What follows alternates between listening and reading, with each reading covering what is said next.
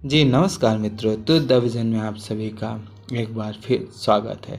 आज हम अब बात करेंगे सेल्फ लव।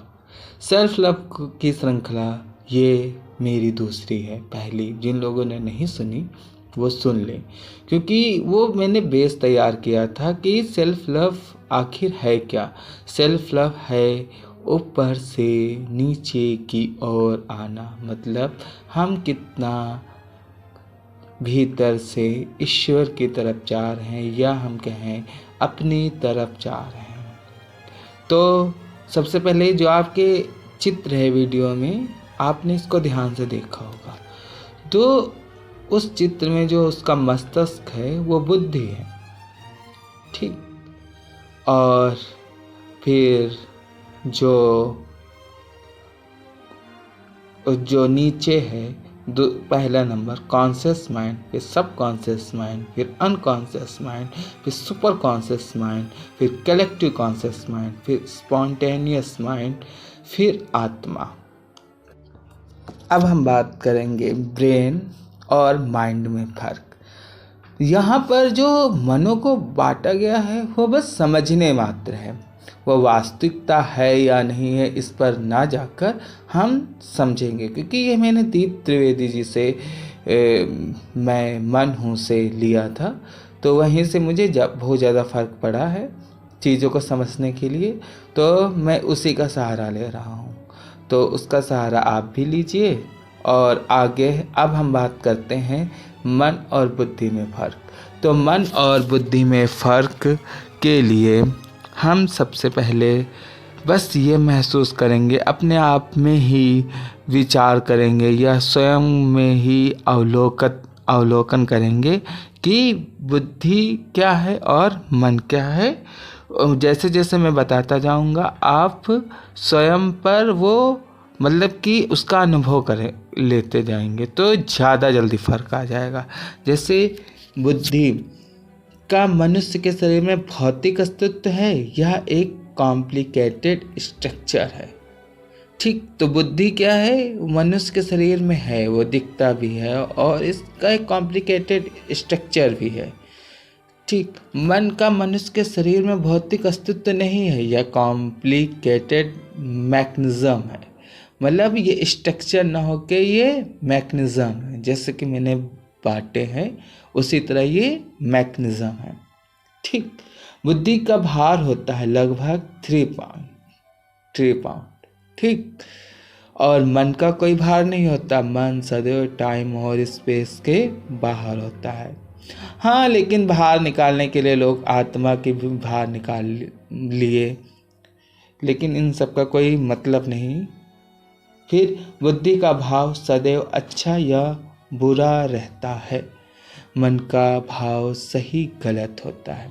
बुद्धि का भाव सदैव अच्छा या बुरा रहता है, मतलब कि हमें पहले से बता दिया गया ये चीज़ अच्छी है, ये चीज़ बुरी है, तो बुद्धि उसी तरह देखती है, ये अच्छी है, ये बुरी है। वास्तव में अच्छा बुरा कुछ होता नहीं है, किसी के लिए कुछ अच्छा है, किसी के लिए कुछ बुरा है। जैसे कि इस धर्म के लिए कुछ अच्छा है, अन्य धर्म के लिए कुछ बुरा है। तो यह बुद्धि का काम करती है। फिर मन का भाव सही गलत होता है, तो मन का भाव सही गलत इसलिए है ताकि मन जानता है इस समय ये मैं काम कर रहा हूँ ये सही है या गलत। जैसे कि मैं एग्जाम्पल के लिए आपको बताऊँ, कभी आप झूठ बोल रहे हों या आप चोरी कर रहे हों या आप ऐसा कोई काम कर रहे हों, तो भीतर से आवाज़ आती है सही है या गलत। तो मन केवल सही या गलत जानता है, ठीक। बुद्धि सबकी अलग अलग होती है, मन सबका समान होता है। बुद्धि सबकी अलग अलग इसलिए होती है क्योंकि सबकी अपनी कंडीशनिंग है, सब अपने अपने हिसाब से जीते हैं, अपने अपने हिसाब से ग्रहण करते हैं, तो सबकी बुद्धि अलग हो जाती है। लेकिन मन सबका एक समान होता है, मन सबका एक समान होता है। इससे आशय है कि हम में भी ईर्ष्या है, आप में भी ईर्ष्या है, हम में भी प्रेम है, आप में भी प्रेम है, हम में भी आनंद है, आप में भी आनंद है। तो मन में और अन्य मन में ज़्यादा विशेष फर्क नहीं होता, या कहूँ फर्क ही नहीं होता। बुद्धि की खुराक अनुभव व जानकारी है। बुद्धि की जो खुराक है वो अनुभव भी लेता है और जानकारी भी इकट्ठा करता है। वास्तव में मन की खुराक नहीं है, मन एक ऊर्जा है, वह स्वतः स्फूर्त होता है। ठीक, मन क्या है? मन एक ऊर्जा है, वह स्वतः स्फूर्त होता रहता है। वो जैसे कि सो रहे हो फिर भी ये ख्याल है, आप चाहो ना चाहो। बुद्धि है कहेगी ये गलत है, मन में ये किसी को देखा प्रेम की भावना आ गई, किसी को देखा गुस्सा आ गया, वो स्वतः स्फूर्त चलता ही रहता है, वो किसी के नियंत्रण में नहीं। इसीलिए मन की स्पॉन्टेनियस चलता है और स्वतः स्फूर्त चलता है। बुद्धि नियम से नहीं बरतती है, मन एक नियम से बरतता है। मतलब कि बुद्धि भ्रमित होती रहती है, वो नियम से नहीं बरतेगी, उसको कभी कुछ, लेकिन मन एक नियम से बरतने का आशय है कि आप कॉन्शियस माइंड में होंगे तो आप कुछ उसी तरह फंक्शन करेंगे, सब कॉन्शियस माइंड में होंगे तो उसी तरह फंक्शन करेंगे, अनकॉन्शियस माइंड में होंगे तो उसी तरह फंक्शन करेंगे, सुपर कॉन्शियस माइंड में होंगे तो उसी तरह फंक्शन करेंगे, कलेक्टिव कॉन्शियस माइंड में होंगे तो उसी तरह फंक्शन करेंगे, और स्पॉन्टेनियस माइंड में होंगे तब भी आप उसी की तरह फंक्शन करेंगे। अगर यदि आप पूरी तरह आत्मा होंगे तो उसका फंक्शन अलग होगा। तो मन नियम से बनता है। बुद्धि विचारों का जगत है, मन भाव का जगत है। मतलब कि बुद्धि विचारों का जगत, ये सही है कि ये गलत है, ये करना वो लिखना, ये काम करना वो काम करना, अनेकों विचार।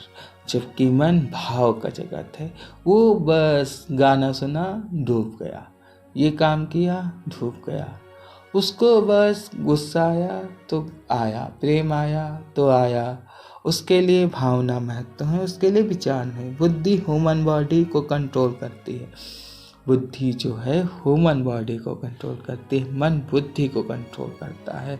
लेकिन हमारी स्थिति इस समय ये हो गई कि मेरा बुद्धि मेरे मन को कंट्रोल करने लगा, इसीलिए हमें सारी समस्याएं आ रही हैं।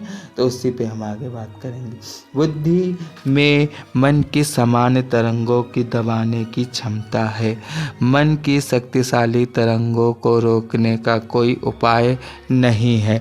बुद्धि का कार्यक्षेत्र सूचनाओं को एकत्रित करना, एनालाइज करना, प्लानिंग और मैनेजमेंट करना है। मन इन सब से कुछ भी नहीं करता है, वह निर्णय लेता है। मन निर्णय सदैव उस क्षण प्रत्येक परिस्थिति को अवलोकन करके ही लेता है। ठीक, समाज और सभी शास्त्र बुद्धि की उपज हैं, समस्त कलाएं मन की उपज हैं। बुद्धि एक्सट्रोवर्ड है, मन इंट्रोवर्ड है। बुद्धि दूसरों से प्रभावित भी होती है और सदैव दूसरों को प्रभावित करना चाहती है। मन स्वयं का एक पासा है, मन किसी से प्रभावित नहीं होता है, वो अपने आप में मस्त रहता है। जैसे छोटे बच्चे को देखा, वो पूरी तरह मन से जीतता है, वो अपनी आप में मस्त रहता है, उसको किसी को ना प्रभावित करना है ना किसी के प्रभाव में पड़ना है, वो अपने मन का राजा है। तो मन ऐसा ही होता है। बुद्धि आवश्यकताओं की खोज में लगा रहता है, मन उस हेतु शक्ति प्रदान करता है। बुद्धि हजारों बंधनों में बंधना चाहती है, मन खुलकर जीना चाहता है। बुद्धि तोड़ने में मास्टर है, पाप पुण्य, अच्छा बुरा, ऊंचा नीचा हर तरीके आजमाता है। मन का ताल्लुक सिर्फ भाव की गहराई से है, मन सिर्फ अपने एहसास में जीना चाहता है।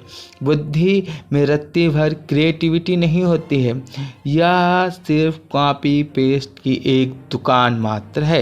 मन पूर्णता क्रिएशन से भरा है, मन के लिए हर क्षण एक नया क्रिएशन है। बुद्धि पूर्णता डिजायर से भरा है, इसी कारण इसकी ज़रूरतें अनंत हैं। मन की कोई ज़रूरत नहीं है, उसके लिए सिर्फ अपना मूड ही महत्व होता है। मनी मेमोरी बुद्धि की पावर है। ठीक, जैसे हम जो याद करते हैं, जो मेरी याददाश्त है वो क्या है, वो मेरी बुद्धि की पावर। मन का कोई मेमोरी नहीं है, मन स्पॉन्टेनियस खेलता है, वो बस उस क्षण कहता है कि मुझे ये करना है कि नहीं करना है। बुद्धि के लिए नफ़ा नुकसान महत्वपूर्ण का विषय है, मन के लिए क्षण वर्तमान महत्वपूर्ण है, इसलिए इसके लिए सिर्फ हर क्षण आनंद का महत्व है। बुद्धि को चलाया जा सकता है अतः इसे कंट्रोल किया जा सकता है। मन स्वचालित है, इसको कभी कंट्रोल नहीं किया जा सकता, बस जिया जा सकता है, कंट्रोल नहीं किया जा सकता। इसका देखिए उदाहरण साफ साफ है। आपको गुस्सा किसी से पर आया, जैसे कि किसी के बॉस ने गुस्सा दिलाया, ठीक, ऑफिस में। अब वो बॉस को कुछ नहीं कह पा रहा, लेकिन वो कंट्रोल कर रहा, वहाँ कंट्रोल किया, लेकिन वो घर आया, अपनी बीवी बच्चों पे उस गुस्से को निकाल दिया, मतलब उस भाव को निकाल दिया। तो मन कंट्रोल नहीं कर सकता, उसके अंदर प्रेम आएगा तो वो आएगा, भाव गुस्सा आएगा तो वो आएगा, वो कंट्रोल नहीं। बुद्धि को कंट्रोल किया जा सकता है कि ये चीज़ मेरे लिए अच्छा नहीं है, बुद्धि कह रही है कि ये खाना खाना है तो ये नहीं खाना है, तो बुद्धि को आसानी से कंट्रोल किया जा सकता है और बुद्धि को कोई विशेष फर्क भी नहीं पड़ता है। जो कंट्रोल की बात महापुरुष कहते हैं कि ये अपनी इच्छाओं को कंट्रोल करो, इसी की बात करते हैं कि बुद्धि को कंट्रोल करो, ना कि मन को। मन तो स्वतः बहता है, उसको कोई नहीं रोक सकता है। बुद्धि के किसी कार्य में फ्लो नहीं होता, बुद्धि के किसी कार्य में फ्लो नहीं होता, मतलब कि आपने बाहर से सोच लिया कि मुझे ये काम करना है, देखा यहाँ इन लोगों लाभ है, ये काम आसान है, आपने रास्ता चुन लिया, लेकिन वो थोड़े दिन बाद ऊब जाएगा। मन स्वचालित है, इसको मतलब कि मन के हर कार्य में एक फ्लो होता है। जैसे कि एडिसन 27 दिन लैब में रहा, हजारों बार असफल हुआ, फिर भी वो डूबता गया। तो मन फ्लो पकड़ता है, वहाँ किसी की सत्ता नहीं, वो जीता है बिंदास होके। भय के साथ जीना बुद्धि का स्वभाव है, मतलब भय के साथ जीना कि ये काम कर रहे हैं, मिलेगा कि नहीं मिलेगा। मन को मिलेगा नहीं, वो तुरंत जीतता है। निर्भीक होके जीना मन का स्वभाव, वो तुरंत क्षणिक जीतता है। वो कहता है कि बिंदास मैं जी रहा हूँ, मुझे इसी क्षण में जा रहा है, वो इसका क्या नुकसान होगा क्या होगा वो सोचता ही नहीं, उसके लिए सोचने का समय ही नहीं। वास्तव में एडिसन कब महान हो गया, एडिसन को पता ही नहीं चला। तो और हम एक नौकरी मिल जाती, पूरी दुनिया में गा देते हैं कि ये हो गया वो हो गया, और अब बार बार खुद को पता चलता है और दूसरों को जताते भी रहते हैं। तो ये फर्क होता है, ठीक। बुद्धि की सोच इस जन्म की इकट्ठा की गई मेमोरी है, ठीक। जितना आपने ज्ञान किया, माता पिता शिक्षा किताबों से अर्जित किया, इन सब को ये इस जन्म की मेमोरी। मन को कोई सोच नहीं, इसका कनेक्शन सीधा ईश्वर के साथ है, उसको कोई किसी चीज़ की ज़रूरत नहीं है। फिर बुद्धि स्वार्थी है, इसके केंद्र में मैं, मेरा, मेरे, ये सब है। मन सरल है, सब इसमें और सब में ये है, मतलब सब पूरी दुनिया इसमें है और एक व्यक्ति में पूरी दुनिया है, पूरी दुनिया में भी एक व्यक्ति है, मतलब सब उसके लिए समान है, समभाव है। ये मन की मनोस्थिति है। जैसे कि अब आप सोचें कि बुद्धि का क्या काम होगा, मन का क्या काम होगा। तो मन ने आदेश दिया, बुद्धि ने काम किया, अहंकार ने उसको बल दिया। ये सरल स्वभाव है जीने का, लेकिन उल्टा हो रहा है। क्या हो रहा है, बुद्धि कहती है काम करो, अहंकार उसे पकड़ लेता है और मन को हम दबाते रहते हैं, तो हमें फ्रस्ट्रेशन, चिंताएं और असफलताएं स्वतः ही मिलती रहती हैं। इसी कुचक्र में व्यक्ति फंसा हुआ है और ये कुचक्र देखो व्यक्ति कब तक फंसा रहता है। तो आप पूरी तरह मन और बुद्धि को समझ गए होंगे ना। चलो ठीक, अब हम बात करते हैं अपने मनों के जो ये अलग अलग भाग हैं, इनके बारे में बात करते हैं कि ये सब कॉन्शियस माइंड हमसे क्या कहता है, कॉन्शियस माइंड क्या कहता है, सुपर कॉन्शियस माइंड क्या कहता है, वगैरह वगैरह। चलो इस पर अब बात करते हैं। अब आते हैं अपने मनों में। अब हम आ गए हैं सब कॉन्शियस माइंड में, यह कहूँ कि कॉन्शियस माइंड में इसलिए नहीं बताना चाह रहा था, बुद्धि और कॉन्शियस माइंड लगभग सेम ही है। मतलब कि सूचनाओं का भंडार होता है, वही बुद्धि में सूचनाओं का भंडार होता है, वही वो रिफ्लेक्ट कर देता है पूरी तरह कॉन्शियस माइंड में। उसमें भी सूचनाओं का ही भंडार होता है, अनंत सूचना ही। ये करें कि ना करें, क्या करें क्या नहीं, जो हम लोगों को सिखा दिया जाता है बचपन से, स्कूल से, माता पिता से, समाज से, वही सूचनाओं का भंडार हमारे मन में होता है। तो हम कुछ भी करने चलते हैं तो सूचनाएं हम पर आतंक की तरह हमला करती हैं। आपको स्मरण हो रहा होगा, आप स्मरण करिए। आप कोई भी नया काम चुनना चाहते हैं, मन में फ्लो आता है, लेकिन अनेक सूचनाएं क्या करती हैं, आपको आतंकित करती हैं। करने से क्या होगा, क्या नहीं होगा, वगैरह वगैरह। मतलब कि आपको भ्रमित कर देती हैं सूचनाएं। तो आदमी फिर यहाँ पर बह नहीं पाता है। आदमी का से मेरा व्यक्ति से है, तो वो यहाँ पर बह नहीं पा रहा है, और फिर वो धीरे धीरे पिसता चला जाता है इसी समाज की चक्की में, इसी झूठी मूठी जिंदगी में।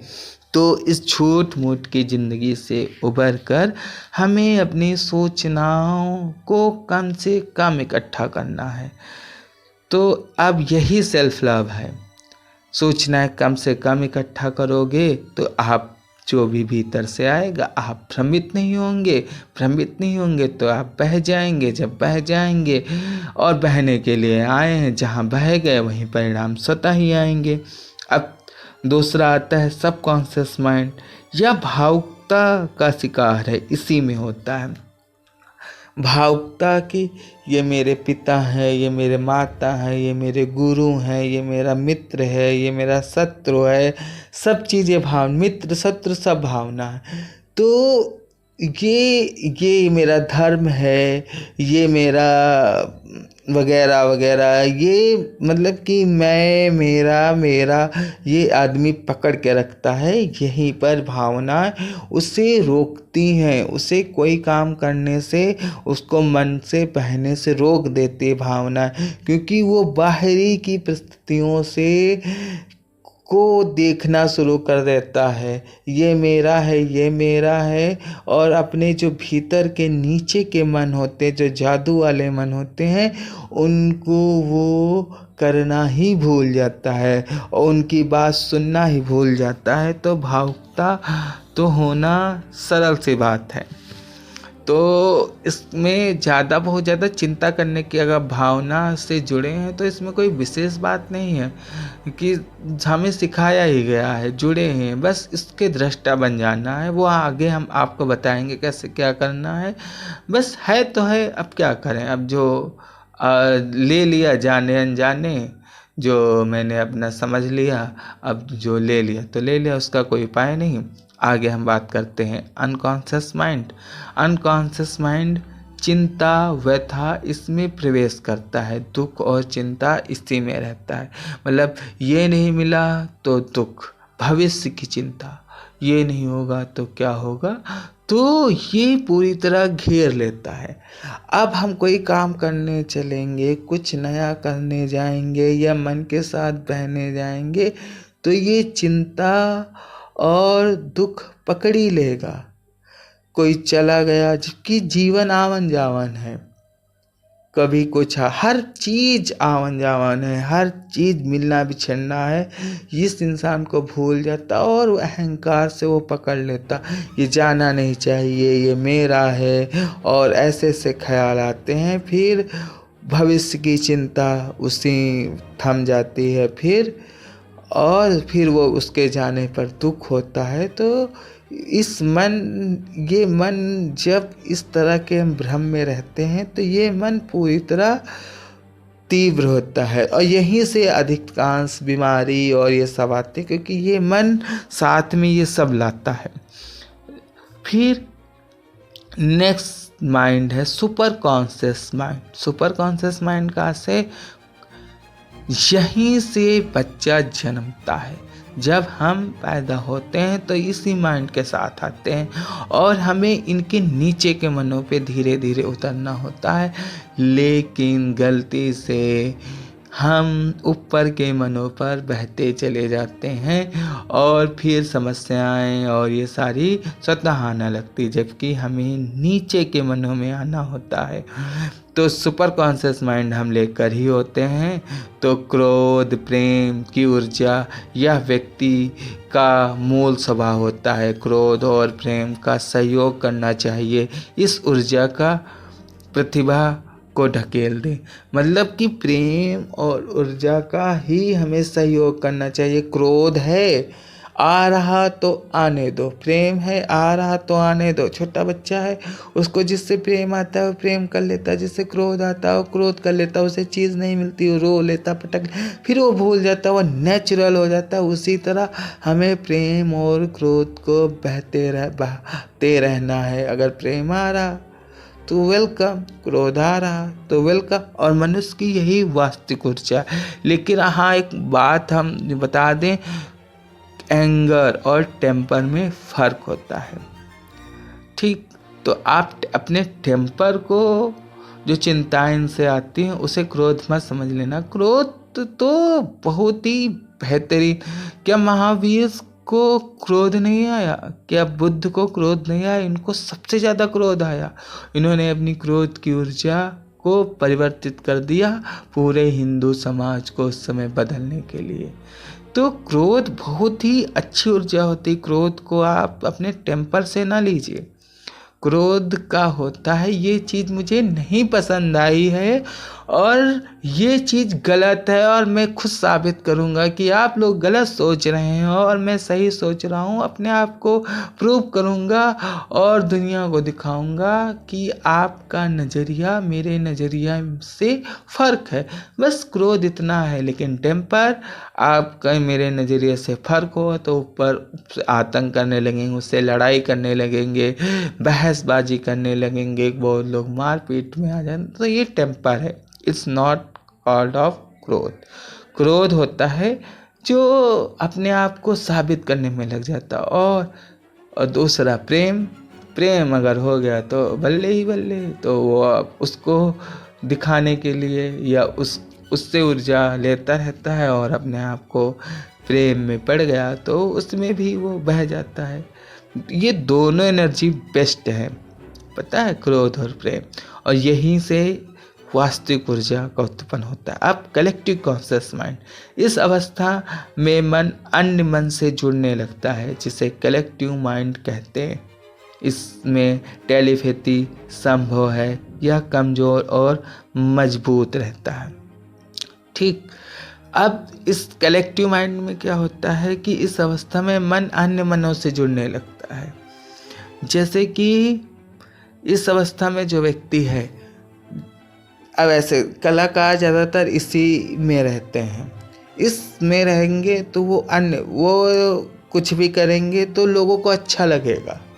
ठीक, वो गाना गा रहे हैं, लोगों को अच्छा लग रहा है, वो नृत्य कर रहे हैं, लोगों को अच्छा लग रहा है, तो ये मन अन्य मनों से जुड़ने लगता है। तो अब आप गुस्सा हुए, प्रेम किए, आप नीचे आ गए, आपकी भाषा लोगों को अच्छी लगने लगी, लोगों को मतलब कि आपका म्यूजिक अच्छा लगने लगा, आपकी टीचिंग अच्छी लगने लगी। जो थोड़ा भी ऊपर हुए हैं वो नीचे के मन में आए, कलेक्टिव माइंड में, मतलब उनकी बात लोगों को अच्छी लगने लगी और वो मस्त रहने लगे। इसी को कहते हैं कलेक्टिव कॉन्शियस माइंड। अब आता है स्पॉन्टेनियस माइंड। यह क्षणिक चेतना का अंग है। यह अत्यंत साहस कार्य करता है। यहीं से क्रिएशन आता है। मूड के नाम से जानते हैं। यह स्वतः स्फूर्त निर्णय लेता है। सारे ठीक निर्णय सदैव स्पॉन्टेनियस मन ही लेता है। इसे विकसित करके ही निर्णय लिया जा सकता। बहु लोग इसे इंट्यूशन या दिल की आवाज़ के नाम से जानते हैं। अब हम बात करते हैं स्पॉन्टेनियस माइंड। स्पॉन्टेनियस माइंड पता है, अब स्पॉन्टेनियस माइंड फ्लैश होता है, जैसे कि एडिसन को फ्लैश हुआ मुझे ये बल्ब बनाना है, तो स्पॉन्टेनियस माइंड ने कहा। ठीक, किसी को जो आविष्कार होते हैं ये होते हुए स्पॉन्टेनियस माइंड के। किसी राइटर को थॉट आया, किसी कवि को ये थॉट आया मुझे कविता लिखनी है, तो वो स्पॉन्टेनियस माइंड से आया। ठीक, वो फ्लैश आता है कि मुझे ये काम करना है, तो वो स्वतः स्पॉन्टेनियस माइंड से आता है। ठीक, अब हम बात कर रहे हैं अगले अल्टीमेट माइंड, जिसे हम कहते हैं आत्मा। ठीक, यह बस दृष्टा है। यह मनुष्य के केंद्र होता है। यहाँ सारे सक्रिय माइंड होते हुए यहाँ तक वो आ जाता है। दृष्टा मतलब कि आप ऑब्जर्व करेंगे कि मेरे भीतर क्या हो रहा है और मैं क्या निर्णय ले रहा हूँ, मेरी इंद्रियाँ क्या कह रही हैं, मेरा मन क्या कह रहा है, मेरी बुद्धि क्या कर रही है। जब आप इसका आनंद लेने लगेंगे अपने जीवन में, तो आप दृष्टा हो जाएंगे।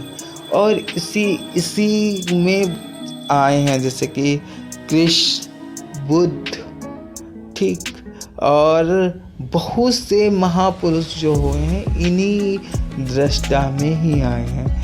इसीलिए कहा जाता है इसे अल्टीमेट माइंड या आत्मा।